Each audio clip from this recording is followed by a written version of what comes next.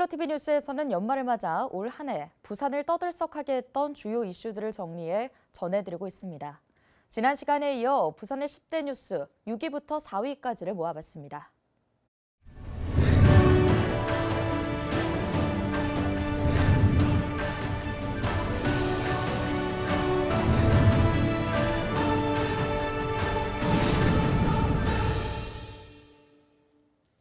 올해는 정부의 의대 증원 방침에 대한 의료계의 반발, 또 이로 인한 지역의 의료 공백이 이어졌었죠.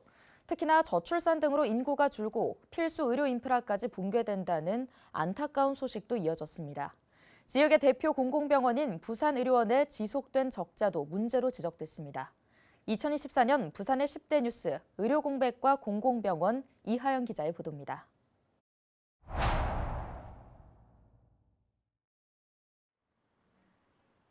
올해는 정부의 의대 증원과 의료계의 반발 속에 지역 의료의 공백을 여실히 볼 수 있었던 한 해였습니다. 정부의 의대 증원 방침에 반발한 전공의들이 집단 사직서를 제출한 지난 2월. 병원을 찾은 환자들은 수술이 미뤄지지는 않을까, 제대로 진료를 받을 수 있을까 걱정하며 병원에서 마음을 졸여야 했습니다. 6차 강압 마치고 얼마나 지금 딱 마치고 바로 해야 되는데 딱 이런 일이 나더라고. 그래서 내가 신문이 다 떠드니까 얼마나 걱정된 일을 난 쫓아갔는데 연기된다 모른다 이렇게 많이 나오더라고. 시간이 지나도 정부와 전공의들의 강대강 대치는 계속됐고 그만큼 환자들의 불편은 가중됐습니다. 응급 환자의 병원 이송 지연 사태도 늘어갔습니다. 응급실 쪽은 다 마비라고 생각하시면 될 거예요. 연락을 안 하면 안 받아줘요. 그 돌아다니다가 안 되면 그 있던 병원으로 돌아가야 돼. 그런 상황입니다.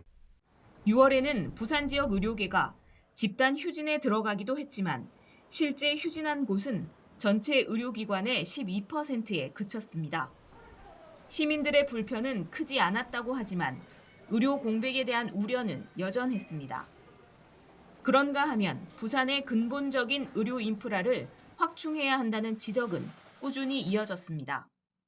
저출산 속에 지역 신도시에서도 산부인과의 분만 포기가 이어지면서 분만 취약 지역은 늘고 있습니다. 여기에 지난해 산부인과 지원자가 한 명도 없었던 부산 지역 대학병원 3곳은 올해도 정원을 채우지 못했습니다. 의료 환자들의 어떤 수요에 맞추어서 의사들이나 병원의 이제 의료적 공급 체계가 이루어지는 출산율이 낮아지게 되니까 특히 이제 그 어떤 임산부라든지 신생아의 수요라든지 이런 것들이 이제 급감하게 되죠. 그런 상황에서 이제 사실은 산부인과나 소아과의 의료 체계가 이제 줄어들었다 이렇게 볼 수 있습니다.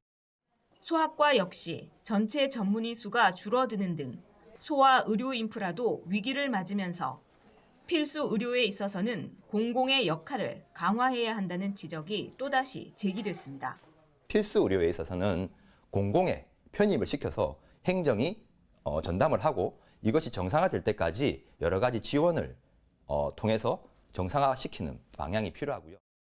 이런 가운데 코로나 이후 최악의 재정난을 겪고 있는 부산의료원을 정상화하기 위한 특단의 대책이 필요하다는 목소리가 그 어느 때보다 높았습니다.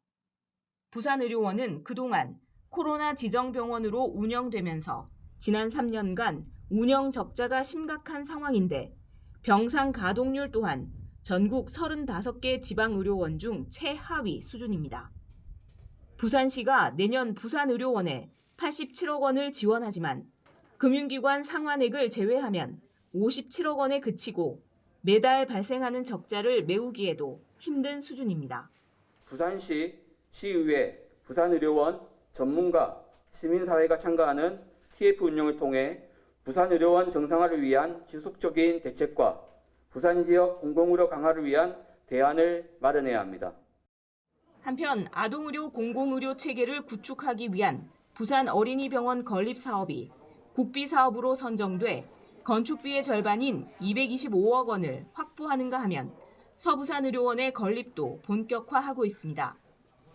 또 지지부진했던 침례병원의 공공병원화와 관련해서는 보궐선거에서 당선된 윤일현 금정구청장이 이에 대한 강한 의지를 보이면서 수준 높은 의료 서비스에 대한 기대감을 높였습니다. 헬로티비 뉴스 이하영입니다.